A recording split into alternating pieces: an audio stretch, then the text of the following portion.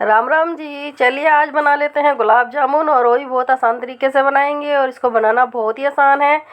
तो चलिए बनाना शुरू करते हैं, और जिस तरह से मैंने बनाया आपको उसी तरीके से बनाओगे तो कोई गलती नहीं होएगी। इसको कोई भी बना सकते हैं, और देखिए बहुत ही आसान हो जाता है और कितना अच्छा होता है कि गुलाब जामुन घर में ही बना के खाएं, बाहर से लाने की झंझट ही ख़त्म करते हैं आप। तो शुरू कर देते हैं बनाना। तो सबसे पहले मैंने एक कढ़ाई ली है जिसमें 1 चम्मच देसी घी लिया है, और उसको किनारों पे से ऐसे लगाते हुए डालना है इसमें, क्योंकि अपनी सूजी इसमें चिपके नहीं। और सूजी के ही गुलाब जामुन बनाएंगे, और 1 कटोरी से बहुत सारे गुलाब जामुन बन जाते हैं जो कि सबको पूरे हो जाते हैं, चाहे कितनी बड़ी फैमिली हो। तो हमें धीमी धीमी आंच पे इसको कोई कलर नहीं देना सूजी को।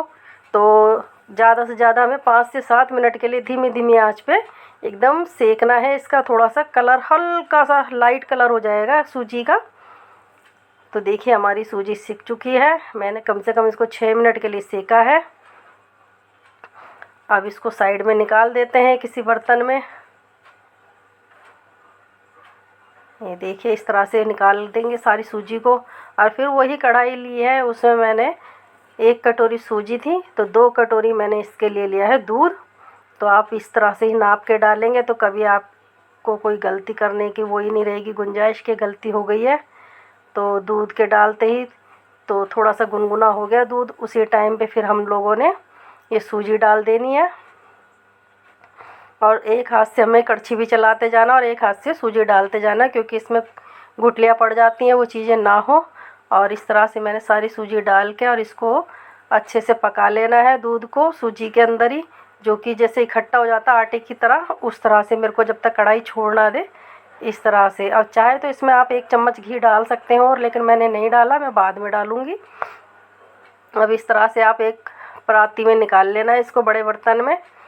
ये अपना इकट्ठा हो गया था सूजी सारा। तो अब एक बर्तन में हमने चाशनी बनाने रख देनी है जब तक वो थोड़ा सा ठंडा होएगा सूजी। तो इस तरह से मैंने 1 कटोरी चाशनी के लिए चीनी ली है, और 1 कटोरी डाल दिया उसमें पानी। और हमें एकदम गाढ़ी चाशनी नहीं चाहिए, हमें चिपचिपी चाशनी चाहिए। तो इसमें 2 इलायची भी डाल देंगे जी, खुशबू के लिए। चाहे तो आप डालें चाहे नहीं डालें, लेकिन डाल देते तो अच्छी खुशबू सी आ जाती है गुलाब जामुन में। तो इस तरह से 2 इलायचियों को तोड़ के इसी में डाल देंगे जो चाशनी के साथ उबलती रहेंगी। तो इसको भी कम से कम 5 से 6 मिनट के लिए इसको पका लेंगे। और देखिए मैंने इस तरह से वो जो मैदा ये सूजी थी, तो सूजी को मैंने निकाल के रखा था, वो हल्का सा ठंडा हो गया हाथ लगाने लायक। तो अब इसको हम हाथों से मसल के 5 से 10 मिनट के लिए चिकना करेंगे। जितना भी अपना लगे कि 5 मिनट लगता है चाहे 10 मिनट लगती है, इसको ऐसे मसल के, इसमें गुथियाँ नहीं लगानी है, इसी तरह से मसलना है इसे। क्योंकि जितना अच्छे से मसलेंगे उतने अच्छे अपने गुलाब जामुन बनते हैं। और आपके हाथ में चिपक भी रही है सूजी, तो आप इस तरह से थोड़ा सा देसी घी लगा के इसको आप चिकना कर सकते हैं। ये देखिए जिस तरह से मैं कर रही हूँ।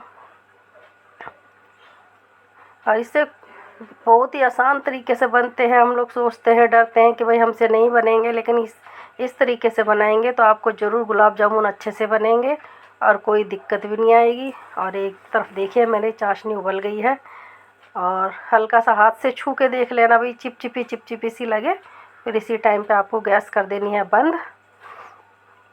अपनी चाशनी हो गई है तैयार। अब दूसरी तरफ मैंने डाल दिया है कढ़ाई में थोड़ा सा तेल लिया है मैंने रिफाइंड।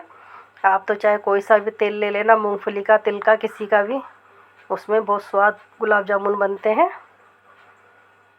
तो मैंने रिफाइंड तेल था, मैंने रिफाइंड तेल ही डाला है, वो गर्म होएगा। जब तक मैंने इसको गूंद लिया है खूब अच्छे से, आटे को मसल के चिकना कर लिया है सूजी को। अब देखिए इस तरह से बोल बनाएंगे छोटे छोटे, चाहे बड़े बनाएं चाहे छोटे बनाएं, वो आपकी मर्ज़ी है। लेकिन मैंने ज़्यादा बड़े भी नहीं बनाए, ज़्यादा छोटे नहीं, मीडियम बनाए हैं। अब इस तरह से सारे ही गोलियों को तैयार कर लेंगे गुलाब जामुन को। ये देखिए अब लग रहा है ना बिल्कुल चिकना, एकदम से कहीं से क्रैक नहीं आया, इसमें दरारें नहीं आई हैं। आप जितना अच्छे से इसको मसलेंगे उतने ही अच्छे से आपके गुलाब जामुन तैयार होएंगे, नहीं तो कभी फटेंगे। ये फटने की तो गारंटी मैं भी देती हूँ, कभी नहीं फटेंगे आपके इस तरह से सूजी के गुलाब जामुन बनाएंगे तो। अब देखिए इन सारे गुलाब जामुनों को थोड़ा थोड़ा करके जितने अपने कढ़ाई में आ जाते हैं तेल में उतना ही डाल के इनको अच्छे से फ्राई करेंगे। चाहे तो आप लाइट ही कर सकते हैं फ्राई, चाहे इसको थोड़ा गहरे कलर में फ्राई करें। जैसे काले गुलाब जामुन बहुत काले वाले होते हैं, डार्क कलर में जो आते हैं। और इस तरह से कड़छी हिलाते हुए करेंगे जी, जो कि इक्वली पकेंगे सारे गुलाब जामुन। कोई थोड़ा कच्चा या सफ़ेद दिखता है तो उसको इस तरह से कड़छियाँ हिला के पकाते जाने हैं। अब देखिए मेरे को इतना ही कलर चाहिए था और मैं थोड़े से कम कलर वाले बनाऊंगी, इनकी हल्के से लाइट में। तो ये देखिए मेरा एक बैच बन के तैयार है और इसको डाल देते हैं अब चाशनी के अंदर। और चाशनी में चाहे आप थोड़ा सा हल्का सा कलर भी डाल सकते हैं तो और भी अच्छे लगेंगे कलर वाले गुलाब जामुन। अब देखिए मैंने इन सारे गुलाब जामुनों को फ्राई करके इसमें डाल दिया था। 2 से 3 घंटे हो गए थे इसको डाले हुए, तो अच्छे से रस पी लिया इन गुलाब जामुनों ने। और देखिए कितने सुंदर कितने बढ़िया दिख रहे हैं। इस तरह से बनाइए और सबको खिलाइए, बहुत ही अच्छा लगता है खिलाना। तो लीजिए अपने गुलाब जामुन बनकर तैयार है। मैं अभी इसको एक काट के भी दिखा देती हूँ किस तरह से कितना अच्छे अंदर तक पका है गुलाब जामुन। तो चलिए दिखाती हूँ अब काट के आपको।